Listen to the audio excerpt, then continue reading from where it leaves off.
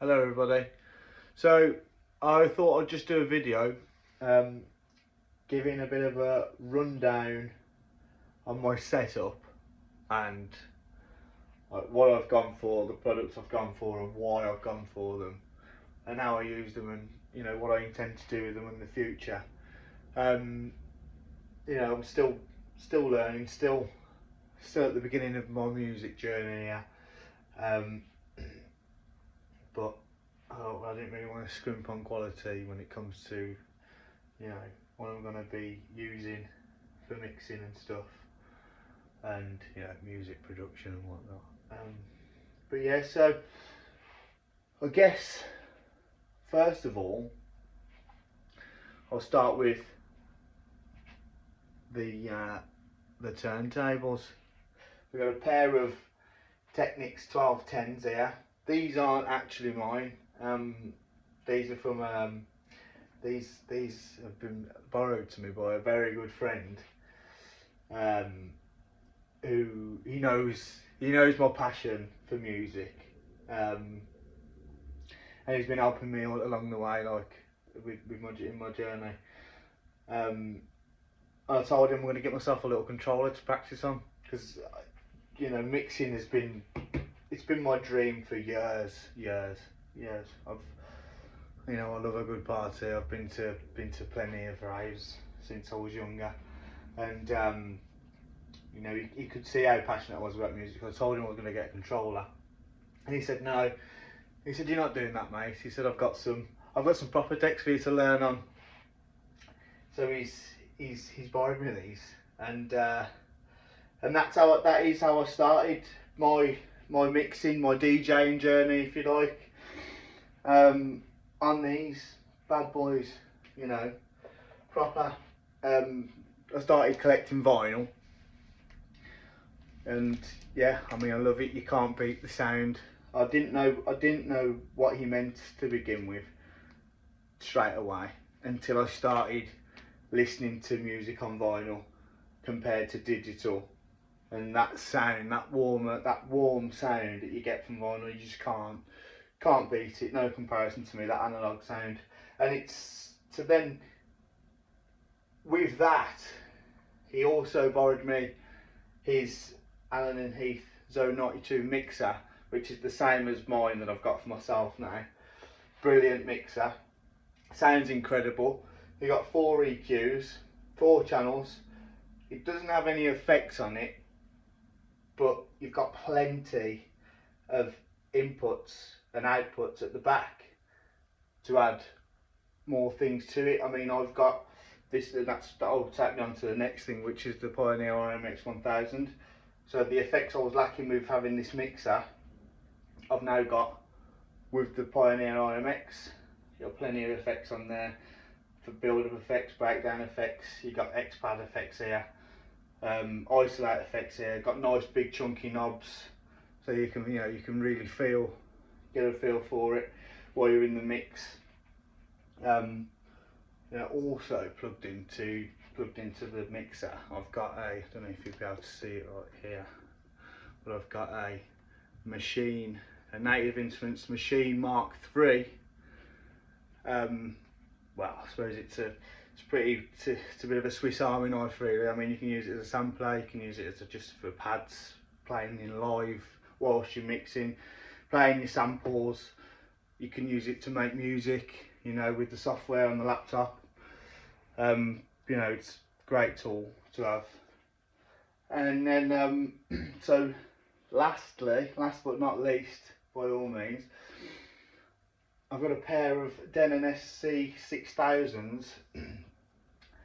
Absolutely blown me away. Going from, having these, amazing turntables to mix vinyl with was absolutely brilliant. Great to learn on. You really get a feel for the music, and it's difficult. You've got to listen, which I'm still learning when it comes to vinyl. I'm still learning when it comes to everything, but when it comes to vinyl, it is hard. Anyone that mixes vinyl knows exactly what I'm talking about. When you can't see the BPM on the screen, you can't see the waveforms, you know, you've got no hot cues or whatnot, you've got no loops, and you know, all of that, and you're literally left with your headphones in your own ear trying to match these two records to make them play, you know, and sound like they're one, you know. But yeah, so but also I've spent a lot of money on vinyl to try and mix with since having these. You know, brilliant, and I will carry on doing it as well. Carry on doing so, but not everything is on vinyl. You can't get everything. So, and I thought, well, I do. You know, I've got tracks that I want to mix in. I've got tunes I want to play. So I'll have to get, you know, I'm gonna have to get some digital decks eventually, and I've gone for these Denonj SC6000s. Like I say, absolutely blew my mind. Fantastic bits of kit. I'm not going to go into all of it right now. I'll make another video on those, but just one small feature I can just show quickly on here is something that Pioneer don't do. For example, is, you know, if you go onto layout for here, so enable dual deck. There we go. Right, so I can have a track loaded on the top one there. There's your waveform for it. Go back and find something else, right? And we'll load that into, no, wrong one. Right, so we swap layers. Oh, we're doing it all wrong here. So we swap layers. So now we're on the bottom one. So the green is layer A. Now purple is layer B. So if I go back into the menu, get this track, load that in. Right. Now I've got a track on my layer. Let's go back to layer A. And layer A is in my left channel on the mixer. Right.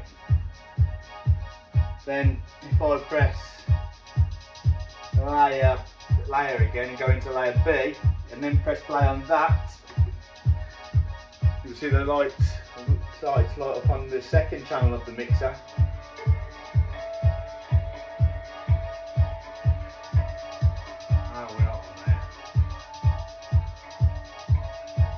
So we've got one deck, one player playing two tracks.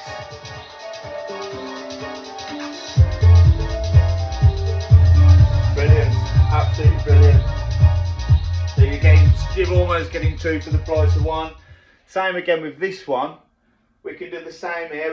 We can get 4 tracks onto your mixer, all playing in unison. Brilliant, absolutely brilliant, and at half of the price of a Pioneer, the 3000, the CDJ 3000. I mean, there's so much more that it does that I'm not going to go into on this video. But just honestly, like I've said it multiple times already, it's absolutely blown me away. You know, to have this at my hands now, it's an absolute dream. But then, like, just going back to the mixer, to, you know, in the phonos, I've got the turntable. So if I wanted to mix vinyl into, let me just get the track out of here quickly. If I wanted to mix vinyl into a digital track, just, you know, and switch over between the channels, I can do so. So if I just add this in here, just as an example, it's in layer A, which is my right side on the mixer. Right, happy days, that's playing. Then, you know, obviously you're never going to do this, but we've got, what's that, 45 bars here, right? So we've got, there we go, we'll play the vinyl. And to switch from the digital on this left channel, because I like to keep the vinyls on the left, on the ends. But then if I wanted to use digital and vinyl at the same time, I could have my digital decks on layer B on both of them. That should be orange. I'll have set that up. You can change the colours on these as well, which is lovely. I could have 2 digital tracks playing laying on there, through the middles, and all I have to do is press where we've got a digital track coming off the Denon. It's not actually playing, I ain't got nothing loaded on. Well, let's go Denon. Let's play on that. Right, turn that down because it's layer A. But that's technically now, you can see by the lights, there's 4 digital tracks playing there now. Now if I switch from phono to line here, that is going to go to my vinyl track.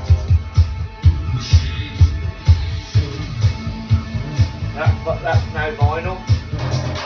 That's digital. Vinyl, digital. Obviously you're never going to use them both on the same channel, but there's no limits here now. You know, I can play 2 vinyls and 2. You're never going to do it, but the option is there, and I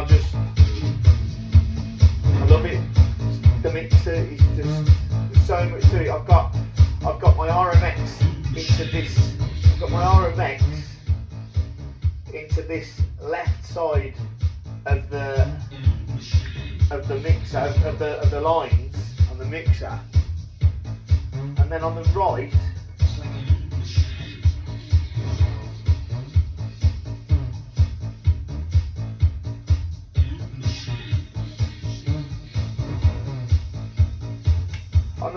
I've got my machine. So if I ever wanted to tap in a drum beat live or access some samples to have looping, you know, I can do that as well. I just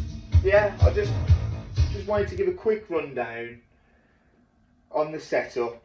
I've had a lot of comments on it, and I just wanted to share it. This is the start of something I'm trying to do. I'm trying to, you know, whilst I'm learning, I want to teach, you know, at this beginner level that I'm at. I want to teach people, and you know, that are at a similar, you know, a similar point in their journey. You know, I've got a great my mate who's inspired me with the Dex Ryan. He's a great mentor. He's fantastic. He puts his own nights on back to ours. They're like, I've gone to everyone, absolutely love him. He always tells a story with his mixes, and you know, he's teaching me, and I'm forever grateful. But yeah, that's my setup, guys. I hope you like it. Also, I've got the laptop up there. There's no need for it to be there really. I've only got it there because I'm trying to, I'm using it to record my sets with a record box interface 2 that's down the back there somewhere amongst the cables.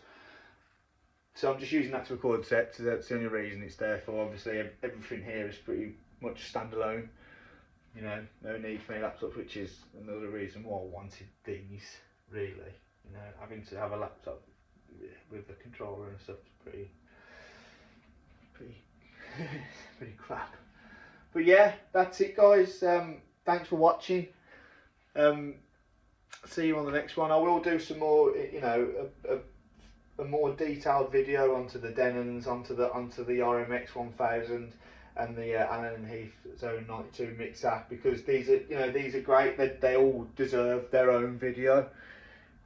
Same as the machine, you know, brilliant kit, all of it. I mean, the Technics, I don't think they just talk for themselves. I think, you know, industry standard, bulletproof. But yeah, thanks for watching, guys, and I'll catch you on the next one.